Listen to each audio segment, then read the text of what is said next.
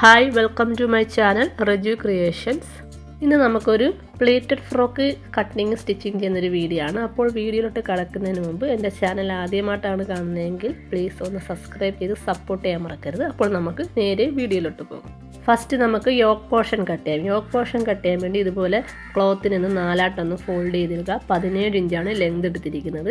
Shoulder ഒരു 7 ഇഞ്ചും arm hole ഒരു 7 ഇഞ്ചും പിന്നെ നമുക്ക് ആം ഹോൾ കർവ് ഒരു 1.5 ഇഞ്ച് മാർക്ക് ചെയ്തതിന് ശേഷം ഒന്ന് ഷേപ്പ് ചെയ്ത് കൊടുക്കുക. അതിനുശേഷം ചെസ്റ്റ് എടുക്കുന്നത് നമ്മൾ 10 ഇഞ്ചാണ്. 10 ഇഞ്ചിൻ്റെ കൂടെ നമ്മൾ 2 ഇഞ്ച് കൂടെ സീം അലൗൺസ് ചേർത്തിട്ട് ഒന്ന് ഷേപ്പ് ചെയ്ത് വരച്ചു കൊടുക്കുക. 40 ആണ് നമ്മളുടെ ചെസ്റ്റ് അളവ്. അപ്പോൾ അതിൻ്റെ 4/1 10. 10ൻ്റെ കൂടെ നമ്മൾ 2 ഇഞ്ച് സീം അലൗൺസ് കൂടി ചേർത്ത് ഇതുപോലെ ഒന്ന് കറക്റ്റായിട്ട് ആ 17 ഇഞ്ചിലോട്ട് നമുക്ക് ഇതുപോലെ ഷേപ്പ് ചെയ്ത് കൊടുക്കാം. ഇനി നമുക്ക് നെക്ക് പോർഷൻ കട്ട് ചെയ്യാം. ഞാനിവിടെ ഫ്രണ്ട് നെക്ക് എടുക്കുന്നത് വീനെക്കാണ്. വീനെക്കിന് വേണ്ടി നമ്മളതിൻ്റെ 3.5 ഇഞ്ചാണ് ഇതിൻ്റെ വിഡ്ത്ത് അടയാളപ്പെടുത്തുന്നത്. ഡെപ്ത്ത് നമുക്കൊരു 6 ഇഞ്ച് മാർക്ക് ചെയ്യാം. മാർക്ക് ചെയ്തതിന് ശേഷം നമുക്കൊരു വി ഷേപ്പിൽ നമുക്ക് ഈ നെക്കിനെ ഒന്ന് മാർക്ക് ചെയ്ത് കൊടുക്കാം.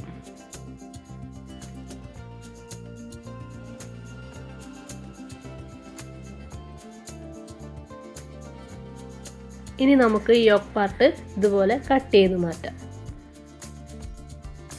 ഇത് കട്ട് ചെയ്യുമ്പോൾ ഒരു കാര്യം ശ്രദ്ധിക്കുക, ഇത് ബാക്കും ഫ്രണ്ടും ഒരുപോലെ ഇട്ടിട്ടുണ്ട്. അപ്പോൾ നമ്മളിത് സെപ്പറേറ്റ് ആക്കിയതിന് ശേഷം മാത്രമേ ഫ്രണ്ട് പാർട്ടിൻ്റെ നെക്ക് കട്ട് ചെയ്യാവൂ. അപ്പോൾ ഇതുപോലെ ഒന്ന് ചെയ്തതിന് ശേഷം നമുക്ക് ഇത് സെപ്പറേറ്റ് ആക്കിയിട്ട് നമുക്കിതിൻ്റെ ഫ്രണ്ട് പോർഷൻ ഇതുപോലെ വീനക്കാക്കി കട്ട് ചെയ്തെടുക്കാം.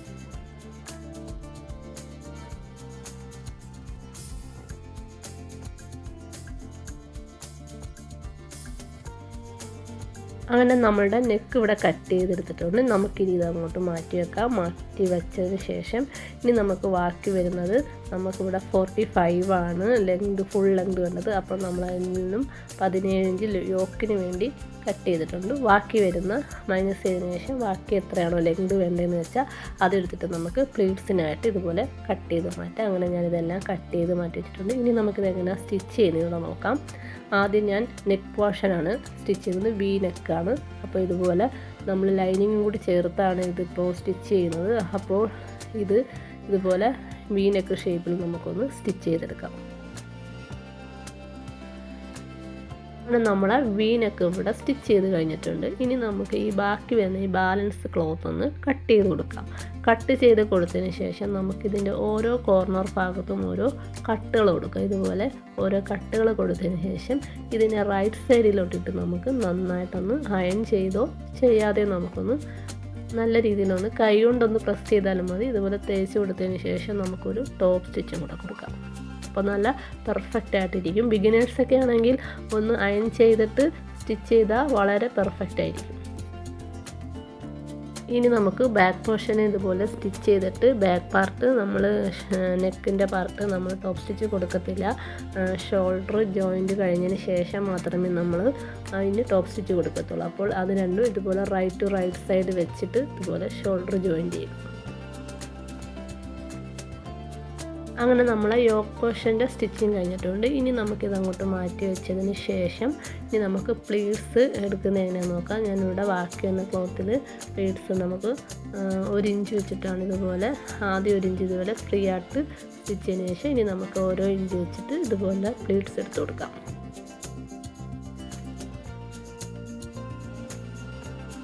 അങ്ങനെ നമ്മുടെ പ്ലീറ്റ്സൊക്കെ എടുത്ത് കഴിഞ്ഞിട്ടുണ്ട്. നമ്മൾ ലൈനിങ് കൂടി ചേർത്ത് വെച്ചിട്ടാണ് പ്ലീറ്റ്സ് എടുത്തത്. ഇനി നമുക്ക് യോക്ക് പാർട്ടിൻ്റെ ഫ്രണ്ട് പോർഷൻ എടുത്തതിന് ശേഷം റൈറ്റ് ടു റൈറ്റ് സൈഡ് വെച്ചിട്ട് നമുക്കിതിനെ ഒന്ന് ജോയിൻ ചെയ്ത് കൊടുക്കാം.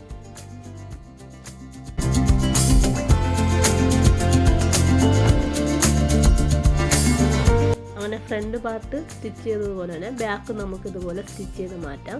അതിനുശേഷം നമുക്ക് സ്ലീവാണ് വേണ്ടത്. സ്ലീവിന് വേണ്ടി ഇതുപോലെ തുണി ഇതുപോലെ ഫോൾഡ് ചെയ്തിട്ടുണ്ട്. അതിൻ്റെ വീതി എന്ന് പറയുന്നത് ഒരു 10 ഇഞ്ചും ലെങ്ത് ഒരു 7 ഇഞ്ചും മാർക്ക് ചെയ്യുക. മാർക്ക് ചെയ്തതിന് ശേഷം നമുക്ക് ആ ഓപ്പൺ ഭാഗത്തു നിന്ന് 3.5 ഇഞ്ചാണ് സ്ലീവിൻ്റെ കർവിന് വേണ്ടി ഞാൻ മാർക്ക് ചെയ്യുന്നത്.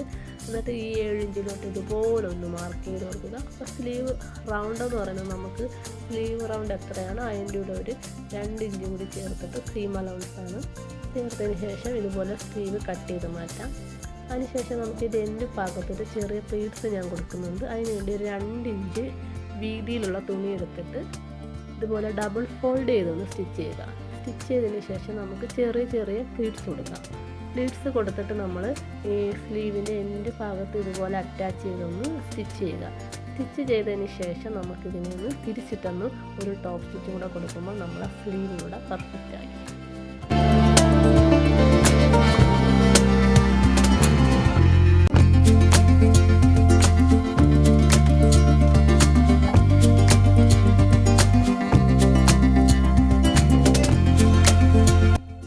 നമുക്ക് ഈ സ്ലീവിനെ ഇതുപോലെ ഷോൾഡറിൻ്റെ സെൻറ്റർ ഭാഗത്ത് വെച്ച് റൈറ്റ് ടു റൈറ്റ് സൈഡ് വെച്ചൊന്ന് അറ്റാച്ച് ചെയ്ത് 2 സ്ലീവ് നമുക്ക് സ്റ്റിച്ച് ചെയ്തെടുക്കാം.